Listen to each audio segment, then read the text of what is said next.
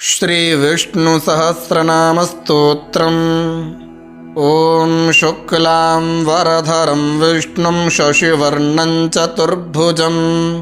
प्रसन्नवदनं ध्यायेत् सर्वविघ्नोपशान्तये। यस्य द्विरदवक्त्राद्याः पारिषद्याः परशतं विघ्नं निघ्नन्ति सततं विश्वक्सेनं तमाश्रये। व्यासं वसिष्ठनप्तारं शक्तेः पौत्रमकल्मषं पराशरात्मजं वन्दे शुकतातन्तपोनिधिं। व्यासाय विष्णुरूपाय व्यासरूपाय विष्णवे नमो वै ब्रह्मनिधये वासिष्ठाय नमो नमः। अविकाराय शुद्धाय नित्याय परमात्मने सदैकरूपरूपाय विष्णवे सर्वजिष्णवे। यस्य स्मरणमात्रेण जन्म संसारबन्धनात्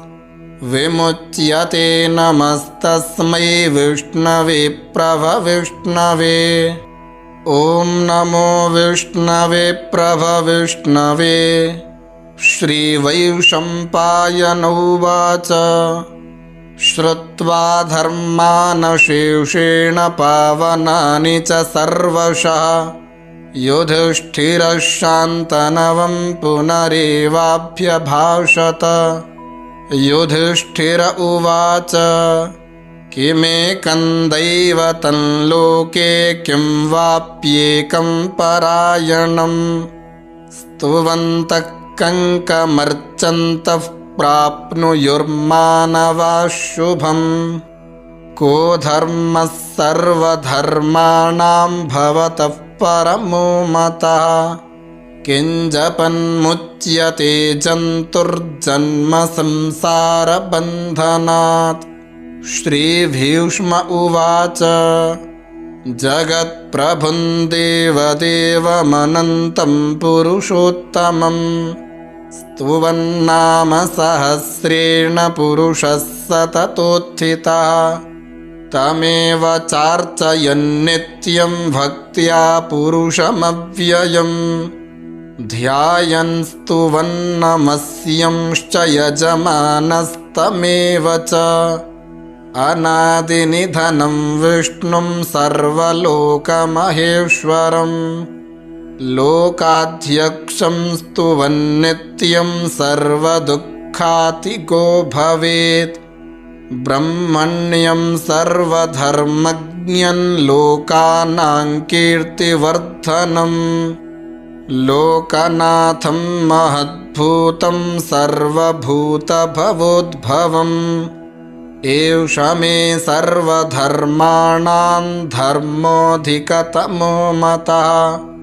यद्भक्त्या पुण्डरीकाक्षं स्तवैरर्चेन्नरः सदा। परमं यो महत्तेजः परमं यो महत्तपः परमं यो महद्ब्रह्म परमं यः परायणं। पवित्राणां पवित्रं यो मङ्गलानां च मङ्गलं दैवतं देवतानां च भूतानां यो व्ययः पिता। यतः सर्वाणि भूतानि भवन्त्यादियुगागमे यस्मिंश्च प्रलयं यान्ति पुनरेव युगक्षये। तस्य लोकप्रधानस्य जगन्नाथस्य भूपते विष्णोर्नाम सहस्रं मे शृणु पापभयापहम्। यानि नामानि गौणानि विख्यातानि महात्मनः ऋषिभिः परिगीतानि तानि वक्ष्यामि भूतये। ऋषिर्नाम्नां सहस्रस्य वेदव्यासो महामुनिः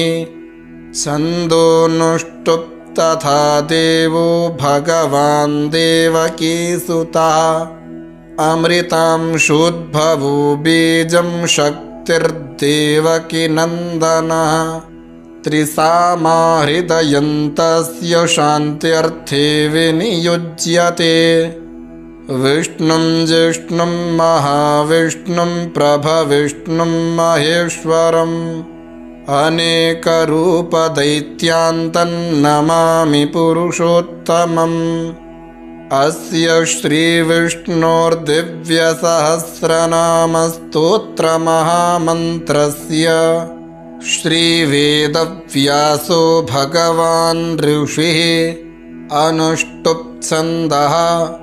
श्रीमहाविष्णुः परमात्मा श्रीमन्नारायणो देवता अमृतांशोद्भवो भानुरिति बीजम् देवकी नन्दनस्रष्टेति शक्तिः उद्भवाक्षोभणो देव इति परमो मन्त्रः शङ्खभृन्नन्दके चक्रेति कीलकम् शार्ङ्गधन्वा गदाधर इत्यस्त्रम् रथाङ्गपाणिरक्षोभ्य इति नेत्रम् त्रिसामा सामगः सामेति कवचम् आनन्दं परब्रह्मेति योनिः ऋतुः सुदर्शनः काल इति दिग्बन्धः श्रीविश्वरूप इति ध्यानम् श्रीमहाविष्णुप्रीत्यर्थे सहस्रनामजपे विनियोगः अथ ध्यानम् क्षीरोदन्वत्प्रदेशे शुचिमणिविलसत्सैकतिर्मौक्तिकानां मालाक्लिप्तासनस्थस्फटिकमणिनिभैर्मौक्तिकैर्मण्डिताङ्गः शुभ्रैरभ्रैरदभ्रैरुपरि विरचितैर्मुक्तपीयूषवर्षैः आनन्देन पुनीयाद्धरिनलिनगदा शङ्खपाणिर्मुकुन्दः भूः पादौ यस्य नाभिर्वियदसुरनिलश्चन्द्रसूर्यौ च नेत्रे कर्णावाशाशिरोद्यौर्मुखमपि दहनो यस्य वास्तेयमब्धिः अन्तस्थं यस्य विश्वं सुरनरखगो भोगि गन्धर्वदैत्यैः चित्रं रम्यते तं त्रिभुवनवपुषं विष्णुमीशन्नमामि शान्ताकारं भुजगशयनं पद्मनाभं सुरेशं विश्वाधारं गगनसदृशं मेघवर्णं शुभांगं लक्ष्मीकान्तं कमलनयनं योगिभिर्ध्यानगम्यं वन्दे विष्णुं भवभयहरं सर्वलोकैकनाथम् मेघश्यामं पीतकौशेयवासं श्रीवत्साङ्कं कौस्तुभोद्भासिताङ्गं पुण्योपेतं पुण्डरीकायताक्षं विष्णुं वन्दे सर्वलोकैकनाथम्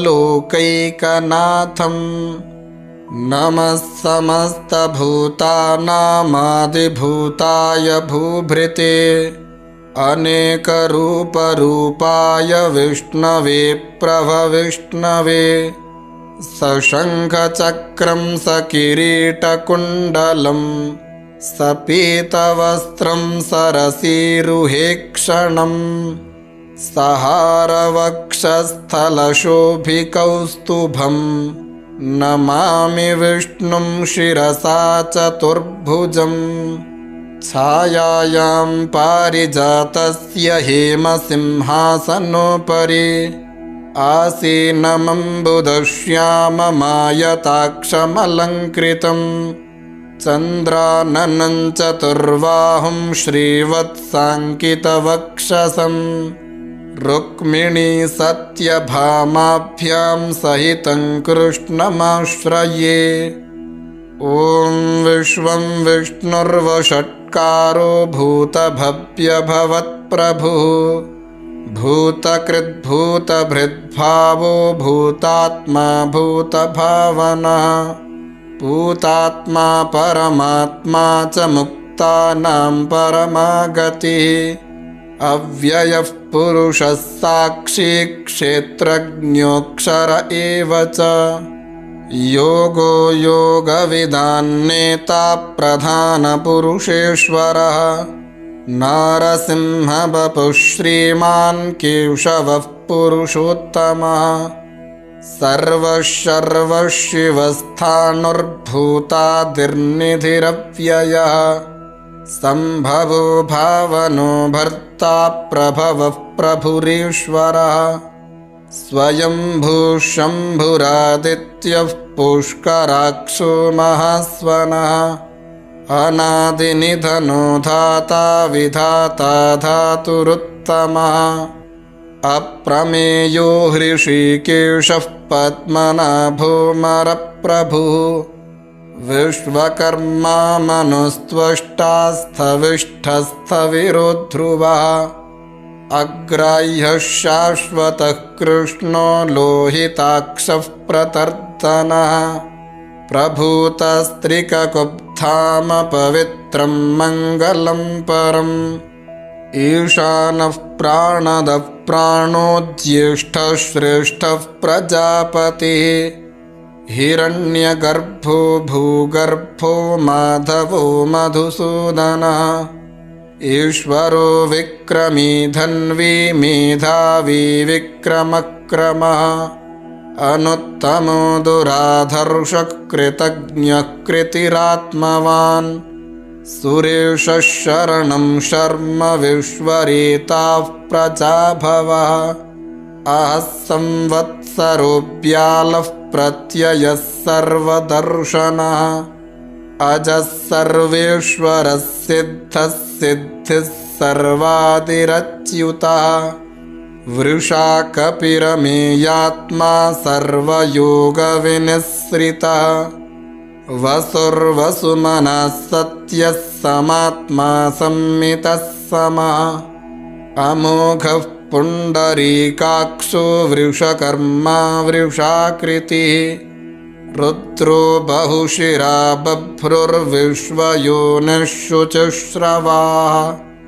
अमृतः शाश्वतस्थाणुर्वरारोहो महातपाः सर्वगः सर्वविद्वानुर्विश्वक्सेनो जनार्दनः वेदो वेदविदव्यङ्गो वेदाङ्गो वेदवित्कविः लोकाध्यक्षः सुराध्यक्षो धर्माध्यक्षः कृताकृतः चतुरात्मा चतुर्व्यूहश्चतुर्दंष्ट्रश्चतुर्भुजः भ्राजिष्णुर्भोजनं भोक्ता सहिष्णुर्जगदादिजः अनघो विजयो जेता विश्वयोनिः पुनर्वसुः उपेन्द्रो वामनः प्रांशुरमोघः शुचिरूर्जितः अतीन्द्रः सङ्ग्रहः सर्गो धृतात्मा नियमो यमः वेद्यो वैद्यः सदा योगी वीरः माधवो मधुः अतीन्द्रियो महामायो महोत्साहो महाबलः महाबुद्धिर्महावीर्यो महाशक्तिर्महाद्युतिः अनिर्देश्य वपुः श्रीमानमेयात्मा महाद्रिधृक् महेश्वासो महीभर्ता श्रीनिवासः सताङ्गतिः अनिरुद्धः सुरानन्दो गोविन्दो गोविदाम्पतिः मरीचिर्दमनोहंसः सुपर्णो भुजगोत्तमः हिरण्यनाभः सुतपाः पद्मनाभः प्रजापतिः अमृत्युः सर्वदृक्सिंहः सन्धाता सन्धिमान् स्थिरः अजो दुर्मर्षणः शास्ता विश्रुतात्मा सुरारिः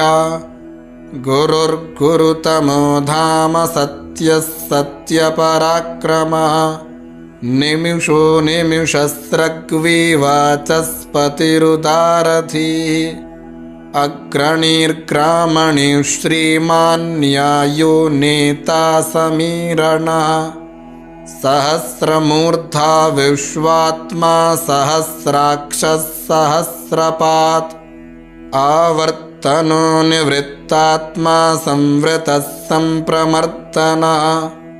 अहः संवर्तको वह्निरनिलोधरणीधरः सुप्रसादः प्रसन्नात्मा विश्वधृग्विश्वभुग्विभुः सत्कर्ता सत्कृतः साधुर्जह्नुर्नारायणो नरः असंख्येयो प्रमेयात्मा विशिष्टः शिष्टकृत्सुचिः सिद्धार्थः सिद्धसङ्कल्पः सिद्धिदः सिद्धिसाधनः वृषा हि वृषभो विष्णुर्वृषपर्वा वृषोदरः वर्धनो वर्धमानश्च विविक्तश्रुतिसागरः सुभुजो दुर्धरो वाग्मी महेन्द्रो वसुधो वसुः नैकरूपो बृहद्रूपः शिपिविष्टः प्रकाशनः ओजस्तेजोद्युतिधरः प्रकाशात्मा प्रतापनः ऋद्धस्पष्टाक्षरो मन्त्रश्चन्द्रांशुर्भास्करद्युतिः अमृतांशोद्भवो भानुः शशबिन्दुः सुरेश्वरः औषधं जगतः सेतुः सत्यधर्मपराक्रमः भूतभव्यभवन्नाथः पवनः पावनो नलः कामः कामकृत्कान्तः कामः कामप्रदः प्रभुः युगादिकृद्युगावर्तो नैकमायो महाशनः अदृश्यो व्यक्तरूपश्च सहस्रजिदनन्तजित् इष्टो विशिष्टः शिष्टिष्टः शिखण्डी नहुषो वृषः क्रोधः क्रोधकृत्कर्ता विश्वबाहुर्महीधरः अच्युतः प्रथितः प्राणः प्राणदो वासवानुजः अपान्निधिरधिष्ठानमप्रमत्तः प्रतिष्ठितः स्कन्दस्कन्दधरो धुर्यो वरदो वायुवाहनः वासुदेवो बृहद्भानुरादिदेवः पुरन्दरः अशोकस्तारणस्तारः शूरः शौरिर्जनेश्वरः अनुकूलः शतावर्तः पद्मी पद्मनिभेक्षणः पद्मनाभोरविन्दाक्षः पद्मगर्भः शरीरभृत् महर्षिर्ऋद्धो वृद्धात्मा महाक्षो गरुणध्वजः अतुलः शरभो भीमः समयज्ञो हविर्हरिः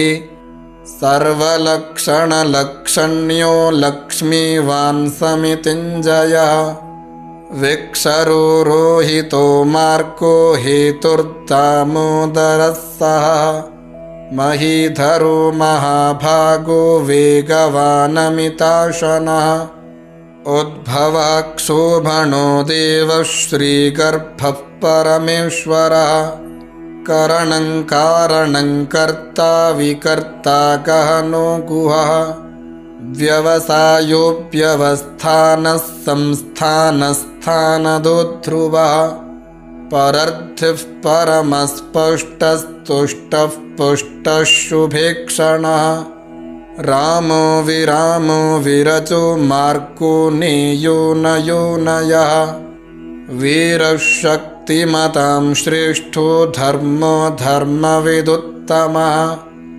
वैकुण्ठः पुरुषः प्राणः प्राणदः प्रणवः पृथुः हिरण्यगर्भः शत्रुघ्नो व्याप्तो वायुरधोक्षजः ऋतुः सुदर्शनः कालः परमेष्ठी परिग्रहः उग्रः संवत्सरो दक्षो विश्रामो विश्वदक्षिणः विस्तारस्थावरस्थाणुः प्रमाणं बीजमव्ययम् अर्थोऽनर्थो महाकोशो महाभोगो महाधनः अनिर्विण्णस्थविष्ठो भूर्धर्मयूपो महामखः नक्षत्रनेमिर्नक्षत्री क्षमा क्षामः समीहनः यज्ञ इज्यो महेज्यश्चक्रतुः सत्रं सताङ्गतिः सर्वदर्शी विमुक्तात्मा सर्वज्ञो ज्ञानमुत्तमम् सुव्रतः सुमुखः सूक्ष्मः सुघोषः सुखदः सुहृत् मनोहरो जितक्रोधो वीरबाहुर्विदारणः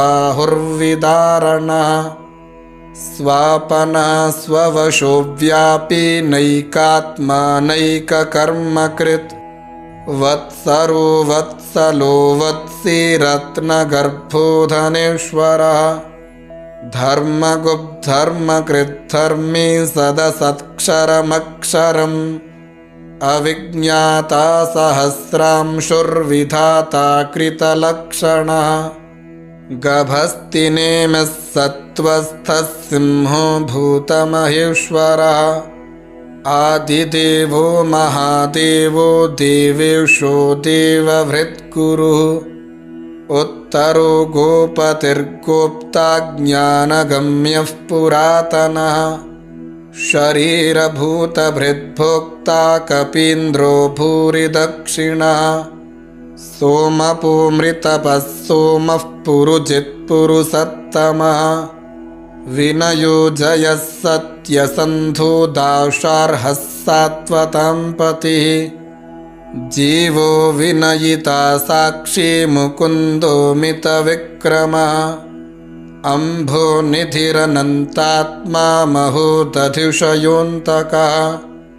अजो महार्हः स्वाभाव्योजिता मित्रः प्रमोदनः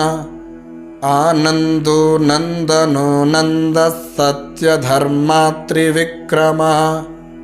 महर्षिः कपिलाचार्यः कृतज्ञो मेदिनीपतिः त्रिपदस्त्रिदशाध्यक्षो महाशृङ्गः कृतान्तकृत् महावराहो गोविन्दः सुषेणः कनकाङ्गदी गुह्यो गभीरो गहनो गुप्तश्चक्रगदाधरः वेधास्वाङ्गोजितकृष्णो दृढः सङ्कर्षणोच्युतः वरुणो वारुणो वृक्षः पुष्कराक्षो महामनाः भगवान् भगः नन्दी वनमालीहलायुधः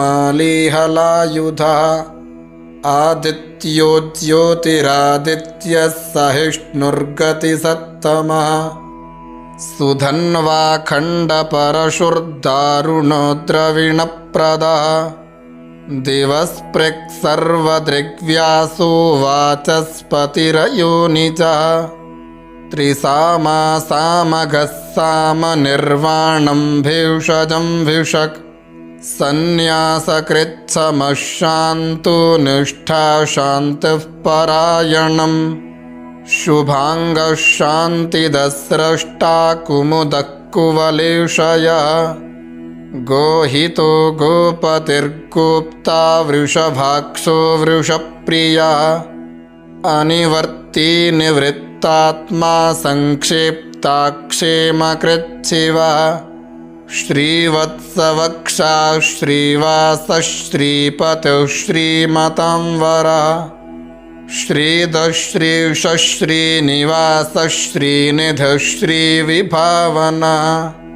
श्रीधरः श्रीकरः श्रेयः श्रीमान् लोकत्रयाश्रयः स्वक्षस्वङ्गश्शतानन्दो नन्दिर्ज्योतिर्गणेश्वरः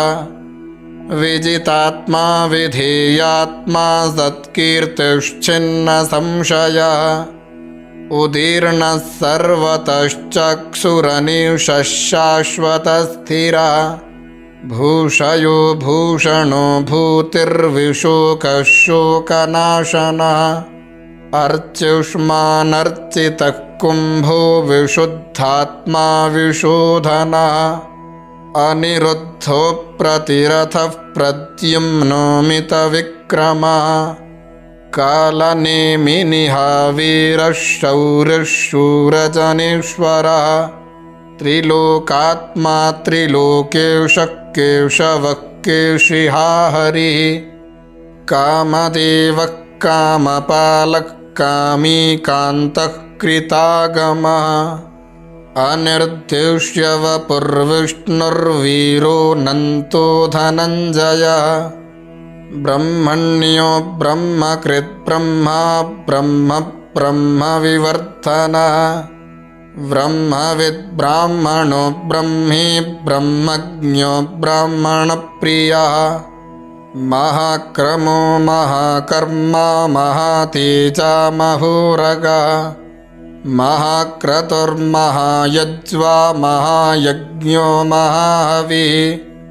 स्तव्यस्तवप्रियस्तोत्रं स्तुतिस्तोतारणप्रियः पूर्णः पूरयिता पुण्यः पुण्यकीर्तिरनामयः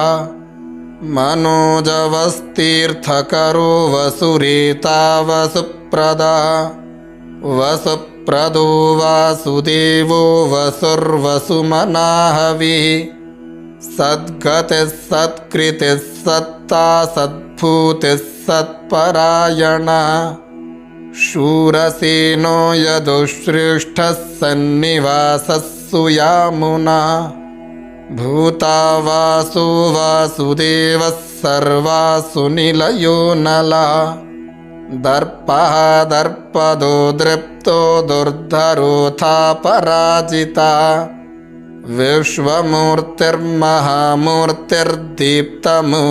विश्वमूर्तिर्महामूर्तिर्दीप्तमूर्तिरमूर्तिमान् अनेकमूर्तिरव्यक्तः शतमूर्तिः शताननः एको नैकः स वक्कः किं यत्तत्पदमनुत्तमम् लोकबन्धुर्लोकनाथो माधवो भक्तवत्सलः सुवर्णवर्णो हेमाङ्गो वराङ्गश्चन्दनाङ्गदी वीरः विषमशून्यो घृताशीरचलश्चलः अमानी मानदो मान्यो लोकस्वामी त्रिलोकधृक् सुमेधा मेधजो धन्यः सत्यमेधाधराधरः तेजो वृषोद्युतिधरः सर्वशस्त्रभृतांवरः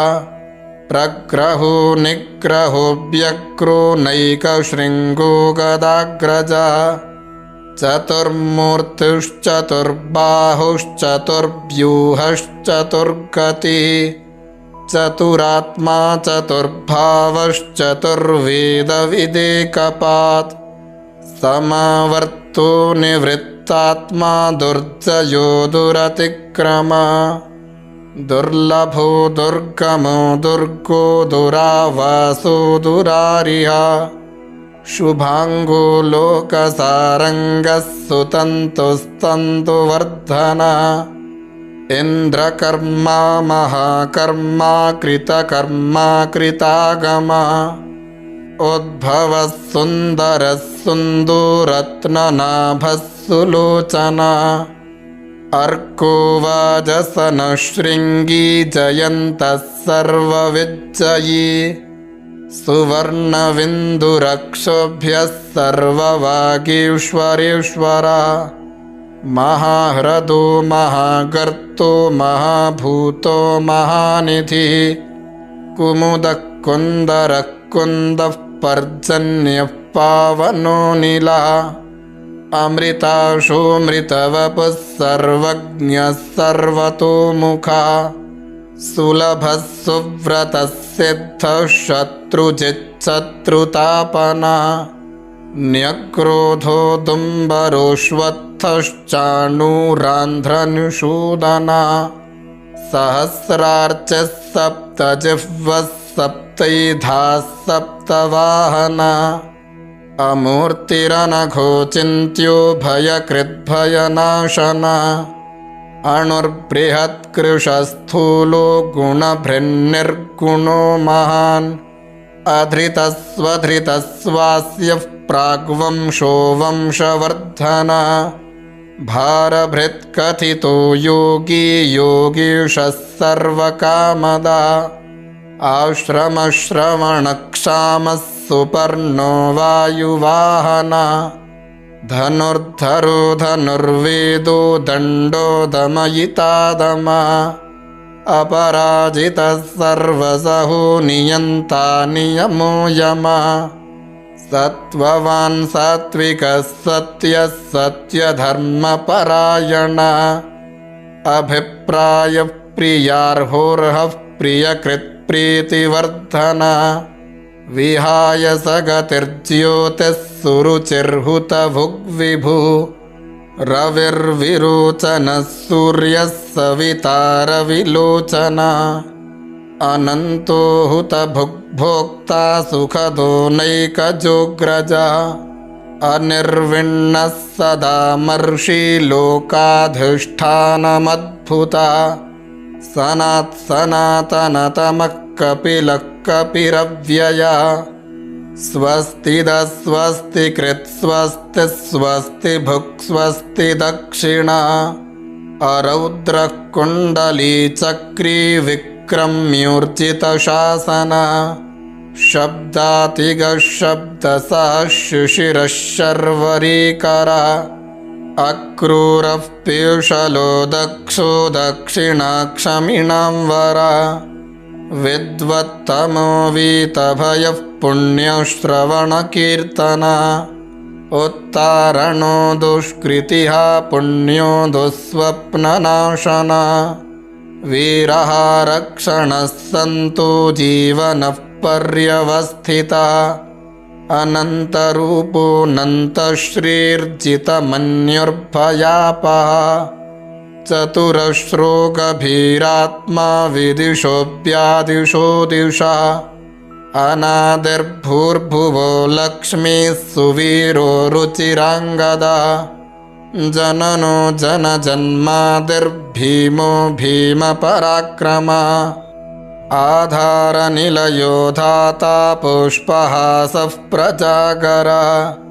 ऊर्ध्वगः सत्पथाचारः प्राणदः प्रणवः पणा प्रमाणं प्राणनिलयः प्राणभृत्प्राणजीवना तत्त्वं तत्त्वविदेकात्मा जन्ममृत्युजरातिगा भूर्भुवः स्वस्तरुस्तारः सविता प्रपितामहः यज्ञो यज्ञपतिर्यज्वा यज्ञाङ्गो यज्ञवाहना यज्ञभृद्यज्ञकृद्यज्ञे यज्ञभुग्यज्ञसाधना यज्ञान्तकृद्यज्ञगुह्यमन्नमन्नाद एव च आत्मयोनिः स्वयं जातो वैखानः सामगायना देवकी नन्दनः स्रष्टाक्षितीशः पापनाशना शङ्खभृन्नन्दकी चक्रीषार्ङ्गधन्वा गदाधरा रथाङ्गपाणिरक्षोभ्यः सर्वप्रहरणायुधा सर्वप्रहरणायुध ॐ नम इति वनमाली गदीशार्ङ्गी शङ्खी चक्री च नन्दकी श्रीमान्नारायणो विष्णुर्वासुदेवोऽभिरक्षतु इतीदं कीर्तनीयस्य केशवस्य महात्मना नाम्नां सहस्रं दिव्यानामशेषेण प्रकीर्तितं य इदं शृणुयान्नित्यं यश्चापि परिकीर्तयेत् न शुभं प्राप्नुयात् किञ्चित् सोमुत्रेह च मानवा वेदान्तगो ब्राह्मणः स्यात् क्षत्रियो विजयी भवेत् वैश्यो धनसमृद्धः स्यात् शूद्रः सुखमवाप्नुयात् धर्मार्थी प्राप्नुयात् धर्ममर्थार्थी चार्थमाप्नुयात् कामानवाप्नुयात् कामी प्रजार्थी चाप्नुयात् प्रजाम् भक्तिमान्यः सदोत्थाय शुचिस्तद्गतमानसः सहस्रं वासुदेवस्य नाम्नामेतत्प्रकीर्तयेत् यशः प्राप्नोति विपुलं याति प्राधान्यमेव च अचलां श्रियमाप्नोति श्रेयः प्राप्नोत्यनुत्तमम् न भयं क्वचिदाप्नोति वीर्यं तेजश्च विन्दति भवत्यरोगोद्युतिमान् बलरूपगुणान्विता रोगार्तो मुच्यते रोगाद्बद्धो मुच्येत बन्धनात् भयान्मुच्येत भीतस्तु मुच्येतापन्न आपदा दुर्गाण्यतितरत्याशु पुरुषः पुरुषोत्तमम् स्तुवन्नाम सहस्रेण नित्यं भक्तिसमन्विता वासुदेवाश्रयो मर्त्यो वासुदेवपरायणा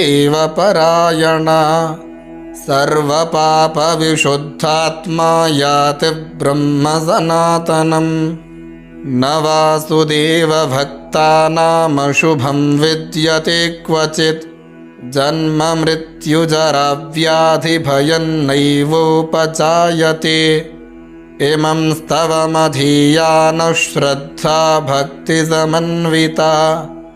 युज्येतात्मसुखक्षान्तुश्रीधृतिस्मृतिकीर्तिभिः न क्रोधो न च मात्सर्यन्न लोभो न शुभामतिः भवन्ति कृतपुण्यानां भक्तानां पुरुषोत्तमे द्यौः सचन्द्रार्कनक्षत्राखन्दिशो भूर्महोदधिः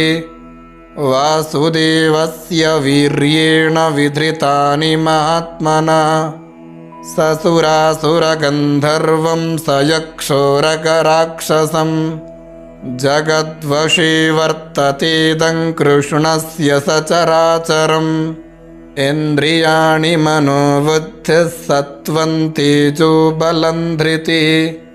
वासुदेवात्मकान्याहुः क्षेत्रं क्षेत्रज्ञ एव च सर्वागमानामाचारः प्रथमं परिकल्पते आचारप्रभवो धर्मो धर्मस्य प्रभुरच्युता ऋषयः पितरो देवा महाभूतानि धातवा जङ्गमा जङ्गमं चेदं जगन्नारायणोद्भवम् योगो ज्ञानं तथा साङ्ख्यं विद्या शिल्पादिकर्म च वेदाशास्त्राणि विज्ञानमेतत् सर्वं जनार्दनात् एको विष्णुर्महद्भूतं पृथग्भूतान्यनेकशः त्रीन् लोकान् व्याप्य भूतात्मा भुङ्क्ते विश्वभुगव्यया इमं स्तवं भगवतो विष्णोर्व्यासेन कीर्तितं पठेद्य इच्छेत् पुरुषः श्रेयः प्राप्तुं सुखानि च विश्वेश्वरमजं देवं जगतः प्रभुमव्ययम् भजन्ति ये पुष्कराक्षन्न ते यान्ति पराभवम् न ते यान्ति पराभवम् ॐ नम इति अर्जुन उवाच पद्मपत्रविशालाक्षपद्मनाभसुरोत्तम भक्तानामनुरक्तानां त्राता भव जनार्दन श्रीभगवानुवाच यो मान्नाम सहस्रेण स्तोतुमिच्छति पाण्डव सोऽहमेकेन श्लोकेन स्तुत एव न संशयः स्तुत एव न संशय ॐ नम इति व्यास उवाच वासनाद्वासुदेवस्य वासितं भुवनत्रयं सर्वभूतनिवासोऽसि वासुदेव नमोऽस्तु ते वासुदेव नमोऽस्तुत ॐ नम इति। पार्वत्युवाच केनोपायेन लघुना विष्णोर्नाम सहस्रकम् पठ्यते पण्डितैर्नित्यं श्रोतुमिच्छाम्यहं प्रभो। ईश्वर उवाच श्रीराम राम रामेति रमे रामे मनोरमे सहस्रनाम तत्तुल्यं रामनाम वरानने। रामनामवरानन ॐ नम इति। ब्रह्मोवाच नमोऽस्त्वनन्ताय सहस्रमूर्तये सहस्रपादाक्षिशिरोरुबाहवे सहस्रनाम्ने पुरुषाय शाश्वते सहस्रकोटियुगधारिणे नमः। सहस्रकोटियुगधारिणे नम ॐ नम इति। सञ्जय उवाच यत्र योगेश्वर कृष्णो यत्र पार्थो धनुर्धरा तत्र श्रीर्विजयो भूतिर्ध्रुवा नीतिर्मतिर्मम। श्रीभगवानुवाच अनन्याश्चिन्तयन्तो मां ये जनाः पर्युपासते तेषां नित्याभियुक्तानां योगक्षेमं वहाम्यहम्। परित्राणाय साधूनां विनाशाय च दुष्कृतां धर्मसंस्थापनार्थाय सम्भवामि युगे युगे। आर्ताविषण्णा शिथिलाश्च भीता घोरेषु च व्याधिषु वर्तमाना संकीर्त्य नारायणशब्दमात्रं विमुक्तदुःखाः सुखिनो भवन्ति। कायेन वाचा मनसेन्द्रियैर्वा बुद्ध्यात्मना वा प्रकृते स्वभावात् करोमि यद्यत् सकलं परस्मै नारायणायेति समर्पयामि। ॐ तत्सदिति श्रीमहाभारते शतसाहस्र्यां संहितायां वैयासिक्यामानुशासनिके पर्वणि भीष्मयुधिष्ठिरसंवादे श्रीविष्णोर्दिव्यसहस्रनामस्तोत्रं सम्पूर्णम्।